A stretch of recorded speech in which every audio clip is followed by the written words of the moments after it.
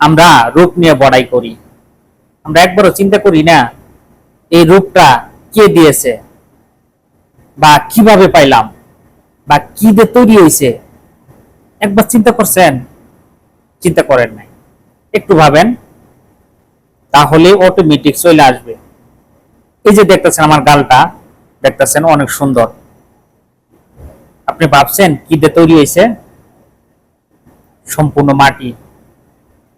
মাটি দিয়ে তৈরি করানো হয়েছে।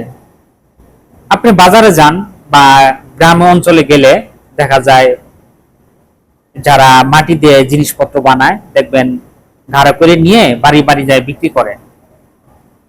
তো একটা মাটির পাতিল নিয়ে আপনি যদি এইভাবে ছেড়ে দেন, সাথে সাথে কিন্তু চৌচির হয়ে যাবে। সেটাও কিন্তু একজন কারিগরি বানাইছে। ওটা ছেড়ে দেওয়ার সাথে সাথেই মানে খণ্ড বিখণ্ড হয়ে যায়, ওইভাবে বানাইতে পারে নাই। আর আমাদের দেখেন কি সুন্দর করে বানাইছে, কত মজবুত করে বানাইছে, কত সুন্দর চেহারা দিছে। আমরা এগুলো নিয়ে কি বড়াই করি। কে দিল আসলে, বা কেন দিছে? একবার ভাবছি?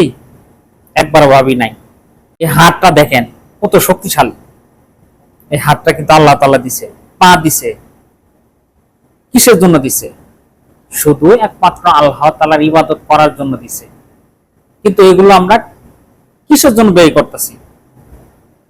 এগুলো আমরা মানুষের ক্ষতি করতেছি, মানুষের অন্যায় করতেছি, মানুষের খারাপ কাজ করবে এগুলো সাহায্য করতেছি।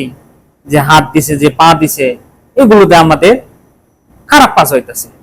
আসলে হাত পা আল্লাহ তাআলা একটা কারণেই দিছে, দুনিয়াতে বেঁচে থাকতে তুমি সৎভাবে বাঁচো, সৎভাবে উপার্জন করো, আর আমার ইবাদত করো।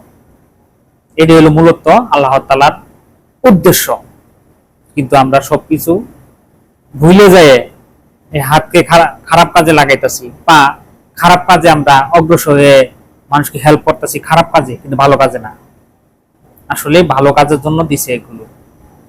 এই হাতের খুব শক্তি থাকবে না, এক সময় মাটির জিনিস মাটি খেয়ে ফেলাবে। আপনি একটা জিনিস মাটিতে রাখেন, সাথে সাথে মাটি খেয়ে ফেলবে।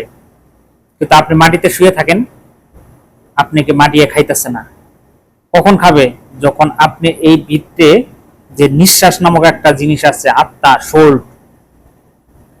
এই জিনিসটা যখন চলে যাবে, ঠিক মাটির জিনিসটা মাটি খেয়ে ফেলবে। তাহলে আমরা কেন এত রং তামাশায় এত কিছু করি রূপ নিয়ে? আমি মনে করি এগুলো কিচ্ছু না। কে কালো, কে ফর্সা, এগুলো কিন্তু আল্লাহর কাছে কোনো গ্রহণযোগ্য না। আল্লাহর কাছে একটাই গ্রহণযোগ্য, আল্লাহর হুকুম আমরা ঠিকঠাক মতো মানলাম কিনা সেটা আল্লাহ দেখবে।